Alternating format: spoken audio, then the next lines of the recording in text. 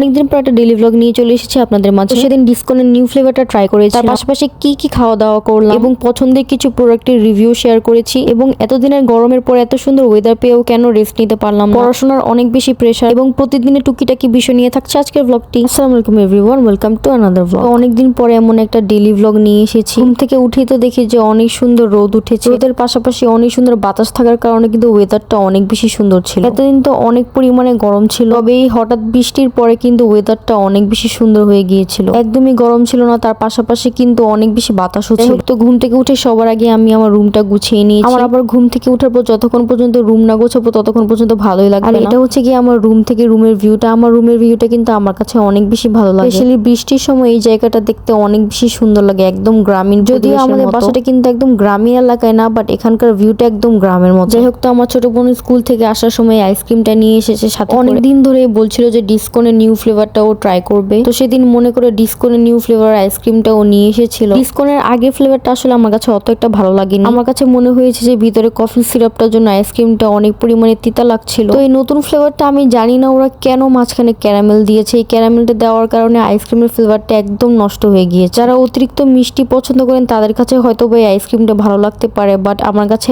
আসলে অতটা ভালো লাগে। যদি মাঝখানে এই ক্যারামেলটা ওরা না দিত তাহলে কিন্তু একদম পারফেক্ট একটা ফ্লেভার থাকতো, কারণ এটার ভিতরে কিন্তু ব্রাউনি থাকার কারণে চকলেটের ফ্লেভারটা অনেক বেশি সুন্দর আসছিল। যাই হোক, কারা কারা লিলির এই মাইসেলার ওয়াটারটা ইউজ করেছে? আমি আসলে সবসময় গার্নিয়ারের মাইসেলার ওয়াটারটা ইউজ করি। অনলাইনে এটার অনেক বেশি রিভিউ দেখে আমি স্বপ্নর সুপার শপ থেকে এটা কিনেছি। তারপর কিন্তু আমার কাছে অনেক বেশি ভালো লেগেছে। আমারটাও কিন্তু একদম অলমোস্ট শেষ। আমার কাছে মনে হয় অ্যাফোর্ডেবল এর মধ্যে যতগুলো মাইসেলার ওয়াটার আছে এটা কিন্তু সবগুলোর মধ্যেই বেস্ট। আপনারা কারা কারা এটা ট্রাই করেছেন অবশ্যই কিন্তু কমেন্ট করে জানিয়ে যাবেন যে আপনাদের কাছে এটা কেমন লেগেছে। এখন কিন্তু কাশ্মীরি চুড়িগুলো অনেক বেশি ভাইরাল, আর এই কাশ্মীরি চুড়ির পাশাপাশি কিন্তু ঘুঙুর চুড়িগুলো অনেক বেশি ভাইরাল হয়ে গিয়েছে। এই চুড়িগুলো কিন্তু হাতে পরলে অনেক সুন্দর লাগে, আমার কাছে অনেক বেশি পছন্দ হয়েছে। আমার কাছে অলরেডি এই স্পাইরাল চুড়িগুলো ছিল, আমি ভাবছি যে এগুলো দিয়ে ঘুঙুর চুড়ি বানিয়ে ফেলবো, মানে বাইরে থেকে ঘুঙুর কিনে এনে লাগিয়ে এটাকে ঘুঙুর চুড়ি বানিয়ে ফেলবো। অবশ্যই কিন্তু কমেন্ট করে জানাবেন যে এটাকে ঘুঙুর চুড়ি বানালে কেমন লাগবে, সুন্দর লাগবে কিনা। আপনাদের কাছে কাশ্মীরি চুড়ি কেমন লাগে সেটাও কিন্তু অবশ্যই কমেন্ট করে জানাবেন। আমার কাছে কিন্তু কাশ্মীরি চুড়িগুলো অনেক বেশি সুন্দর লাগে, হাতে পরলেও অনেক বেশি সুন্দর দেখা যায়। যাই হোক, তো শাওয়ার নেওয়ার পর আমি সবগুলো কাপড় ওয়াশিং মেশিনে দিয়ে দিয়েছি ধুয়ে ফেলার জন্য। আর কাপড়ে মেশিন দেওয়ার পর আমার মনে এসেছে যে আজকে তো একদমই বৃষ্টির দিন,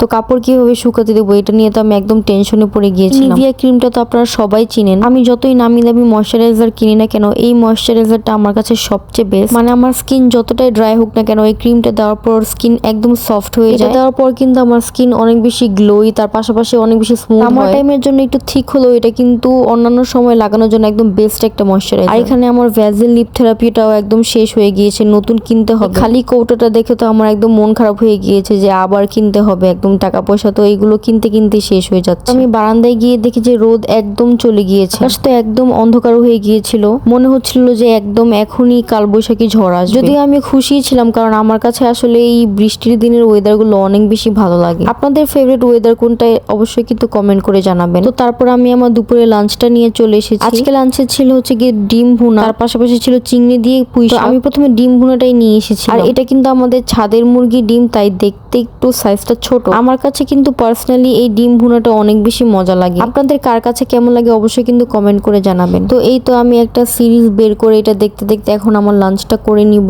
যদিও লাঞ্চ করার পর আমার অনেক বেশি ঘুম আসছিল, বাট তারপরেও আসলে ঘুমের মায়া ত্যাগ করে এখানে আমি পড়তে বসে পড়েছি। আসলে কিছু পেতে হলে তো অবশ্যই কিছু হারাতেও হবে, তো পছন্দের এই ওয়েদারে বসে না থেকে আসলে পড়তে বসে গিয়েছিলাম। আসলে জীবনে ভালো কিছু করতে হলে এরকম ছোট ছোট স্যাক্রিফাইস তো করাই লাগে। যাই হোক, তো এখন আমি পড়াশোনা করবো। অনেকক্ষণ পড়ার পর আমার আসলে একটু ক্ষুধা লেগেছিল, ভাবলাম যে একটু পপকর্ন বানাই। বৃষ্টির দিনে কিন্তু পপকর্ন খেতে ভালোই লাগে, বানাতেও কিন্তু একদমই কম সময় লাগে। যাই হোক, তো আমার কাছে তো সল্টেড পপকর্নটাই সবচেয়ে বেশি মজা লাগে। পপকর্ন গুলো যখন ফুটে তখন কিন্তু দেখতে অনেক বেশি স্যাটিসফাইং লাগে, তো আমি এখানে দাঁড়িয়ে দাঁড়িয়ে দেখছিলাম। যাই হোক, তো এই তো আমার পপকর্ন রেডি করা ডান। এখন এটা খেতে খেতে আমি আবার পড়াশোনা করব।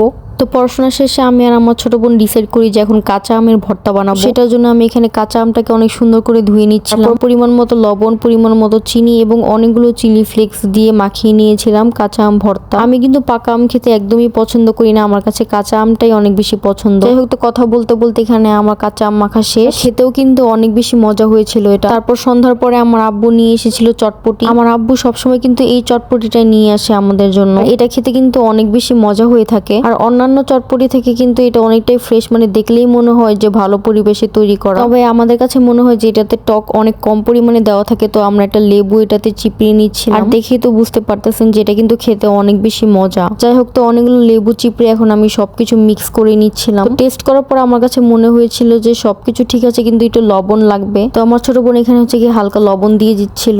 আমার আম্মু হচ্ছে কি এটা খাবে না, তো আমার ছোট ভাইয়ের জন্য আমি এখানে আলাদা রেডি করে নিয়েছিলাম। আমি আর আমার ছোট বোন হচ্ছে কি এটাতেই খেয়ে নিয়েছিলাম। আর ট্রাস্ট মি, এটা কিন্তু খেতে অনেক বেশি মজা ছিল। আর লেবু দেওয়ার পরে এটা টেস্ট মনে হয় যেন 10 থেকে একদম 100 গুণ বেড়ে গিয়েছে। আই থিঙ্ক বড় ভাঙ্গার ফুচকার পরে এটাই আমাদের সবচেয়ে বেশি পছন্দের একটা চটপটি। তারপরে তোর নাস্তা খেয়ে পড়াশোনা শেষ করে এখানে আমি রেস্ট নিতে চলে গিয়েছিলাম। তো আজকের ব্লগটি এই পর্যন্ত। বেশি পড়াশোনা চাপের মাঝখানেও আমি চেষ্টা করছি যাতে ভিডিও আপলোড দিতে পারি। আপনারা কিন্তু অবশ্যই এটা লাইক আর একটা ফলো দিয়ে রাখবেন আমার পেজ, যাতে আমি মোটিভেশন পাই। তো আজকের ব্লগটা এই পর্যন্তই, দেখা হবে নেক্সট কোনো ব্লগে। ততক্ষণ পর্যন্ত আল্লাহ হাফেজ এন্ড থ্যাঙ্কস ফর ওয়াচিং।